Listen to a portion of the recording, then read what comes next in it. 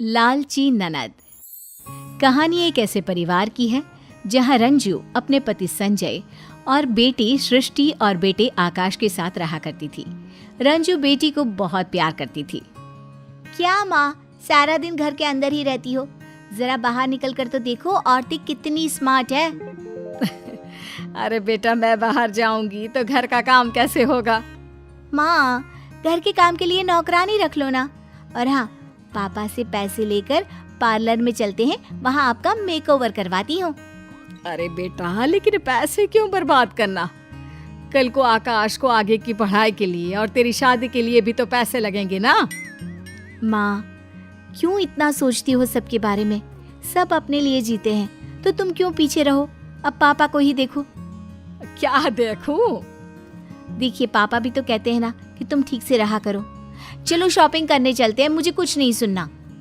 बेटी माँ को शॉपिंग के लिए ले जाती है, लेकिन ज्यादा सामान खुद के लिए ही खरीद लेती है। फिर एक दिन, पापा, आपको एक बात बतानी थी आकाश के बारे में। वो कल ना गली के आवारा लड़कों के साथ खेल रहा था। मैंने उसे बहुत समझाया कि पापा इतनी मेहनत करते, तुम ऐसा क्यों करते हो? हाँ बेटा, वो कुछ बन जाए, तुम्हारी शादी हो जाए तो समझूंगा जिंदगी सफल। पापा, आपकी तो जिंदगी सफल ही है, और भाई की भी। शहर के सबसे महंगे एरिया में आपका घर है, जो बाद में भाई का हो जाएगा। आपको क्या दिक्कत है पापा? अरे बेटा, घर की ईंट थोड़ी ना खाएंगे। कम से कम बेटा कुछ कमाने लायक तो बन जाए। एक रोज, माँ, पिताजी, मैं आप लोगों को किसी से मिलवाने लाई हूँ। ये मयंक है, मैं इससे शादी करना चाहती हूँ। पर पापा, ये ना अभी सेटल नहीं है। सृष्टि, अभी कैसे तुम्हारी शादी करवा दे? अभी तो तुम्हारी पढ़ाई खत्म हुई है, कुछ काम कर लो, करियर बनाओ कुछ। देखो, मैं ऐसे शादी नहीं करवा सकता। कोई भी शादी के लिए नहीं मानता, तो एक दिन सृष्टि मयंक के साथ भाग जाती है, जिसके दुख में उसके पिता की मृत्यु हो जाती है। माँ, संभाल अपने आप को, कुछ खा ले, सारा दिन रोती रहती है। बेटा, तेरे पापा के बिना कैसे रहूंगी? और फिर तू भी तो कोई काम नहीं करता, कैसे चलेगा हम लोगों का घर? अब तू चिंता ना कर माँ, मैं कोई ना कोई काम जरूर करूँगा। फिर हम लोगों के पास इतना बड़ा घर है, इसका एक पार्ट हम लोग किराए पर चढ़ा देते हैं। माँ को बेटे की बात जम जाती है और फिर दोनों ठीक से रहने लगते हैं कि एक दिन, मत देख तो, सृष्टि आई है। सामने सृष्टि खड़ी होती है। उसकी हालत खराब होती है। सुंदर से दिखने वाली सृष्टि बिल्कुल नौकरानी जैसी लग रही होती है। माँ, मुझे माफ कर दे, मेरे कारण पापा नहीं रहे। माँ पहले तो सृष्टि से बात नहीं करती, लेकिन बेटे के समझाने पर वो उसे गले लगाकर रोने लगती है। तू कहाँ थी और वो मयंक कहाँ है? वो घर पर है, वो कोई काम नहीं करता तो नौकरी भी मैं ही करती हूँ। पापा के बारे में कल ही पता चला तो रहा नहीं गया माँ। कोई बात नहीं बेटा, किस्मत का लिखा कौन बदल सकता है। सृष्टि अब आए दिन माँ के पास रहती और उसके कान भरती। क्या माँ, तो भाई की शादी करा देना किसी पैसे वाले घर में।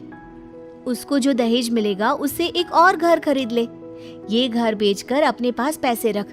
कल को बहू आ जाएगी तो पैसे पैसे के लिए तरस ना जाए तू। अरे नहीं नहीं, आकाश मेरा ख्याल रखता है, वो ऐसा नहीं करेगा। माँ, बीवी के आने के बाद ना सब बदल जाते हैं, बाकी तेरी मर्जी। पर कहते हैं ना, रोज रोज एक ही बात को कान में डाला जाए तो वो एक दिन सच हो ही जाती है। देख आकाश, तेरी शादी हो चुकी है, तू ना अब अपनी बीवी को लेकर अलग हो जा। माँ, कैसी बात कर रही हो? मेरी कमाई इतनी है नहीं कि मैं कोई अच्छा मकान ले सकूं। अरे तो जाकर किसी झोपड़पट्टी में रह ले, लेकिन निकल यहाँ से। माँ के कहने पर आकाश अपनी बीवी के साथ अलग चला जाता है। उसके जाने के बाद सृष्टि माँ के पास आती है। माँ, ये है ठाकुर जी, वो इस घर की अच्छी कीमत देने को तैयार हो गए हैं, ये ले पैसे। बेटी घर बिकवा देती है। घर बिक जाने के बाद, कल इस घर को खाली करना है, लेकिन सोच रही हूँ कि जाऊंगी कहाँ। कहाँ का क्या मतलब होता है माँ? मेरे साथ मेरे घर, वो घर भी तो तेरा ही है ना। और फिर सृष्टि माँ को लेकर अपने घर आ जाती है। रात को, मयंक, अब तो हम लोगों के अच्छे दिन शुरू हो रहे हैं। माँ के पास बहुत सारा पैसा है, हम रोज अपने सारे शौक पूरे करेंगे। अगले रोज, माँ वो किराए के मकान का किराया देना बड़ा मुश्किल हो रहा है। सोच रही हूँ अपना एक मकान ले लूँ। डाउन पेमेंट दे देती तो ईएमआई तो मैं देती रहूँगी जैसे किराया दे रही हूँ। हाँ हाँ, ले ले बेटा, अब जो है तुम लोगों का ही तो है। वैसे मैं कुछ दिनों के लिए ना आकाश के पास जाने का सोच रही थी, बहुत याद आती है उसकी। क्या माँ पागल हो गई हो? लाचार बना देंगे वो लोग तुमको, भिखारी की तरह रास्ते में छोड़ देंगे। नहीं माँ, तू नहीं जाएगी। सृष्टि माँ को भाई के पास जाने ही नहीं देती और किसी न किसी बहाने से उससे पैसे लेती रहती है। माँ वो कार खरीदनी है, जरा पैसे मिल जाते तो। अरे बेटा, अब तो सारे पैसे खत्म हो गए हैं, थोड़े पैसे हैं वो तो मेरे पास रहने चाहिए ना। अरे तो मैं हूं ना माँ, तेरे रहने खाने पीने सबका जिम्मा तो मैंने ले रखा है, अब उसी का बिल समझ कर ही दे दे पैसे। माँ क्या करती, सारे पैसे बेटी को देकर खाली हो जाती है। फिर एक रोज, अरे माँ क्या हो गया, आज सोकर नहीं उठी, नाश्ता भी नहीं बनाया, और ये इतनी खांसी क्यों आ रही है तुझे? पता नहीं बेटा, कल तो खांसी से खून भी आया था, डॉक्टर को दिखा देना जरा। खून? माँ मुंह से खून आना सही नहीं है, मैं एक काम करती हूँ, मयंक से बात करती हूँ। शाम को सृष्टि पति से बात करती है। अरे ये तो खतरनाक बीमारी के लक्षण है सृष्टि, माँ के इलाज में तो बहुत सारे पैसे लग जाएंगे। अब अरे लगने दो ना पैसे, वो पैसे लगाएगा इनका बेटा, मैं कल ही माँ को भाई के पास छोड़ाऊंगी। अगले दिन, माँ तुझे आकाश की याद आ रही थी ना, चल मैं तुझे ले चलती हूँ। हाँ बेटा, पता नहीं जिंदगी कितनी है, कुछ दिन उसके साथ भी रह लूं। बेटी माँ को लेकर भाई के घर जाती है, लेकिन वहाँ पर भाभी कहती है, वाह दीदी, जब तक माँ के पास पैसे थे अपने पास रखा, घर बिकवा दिया, सारा पैसा ले लिया।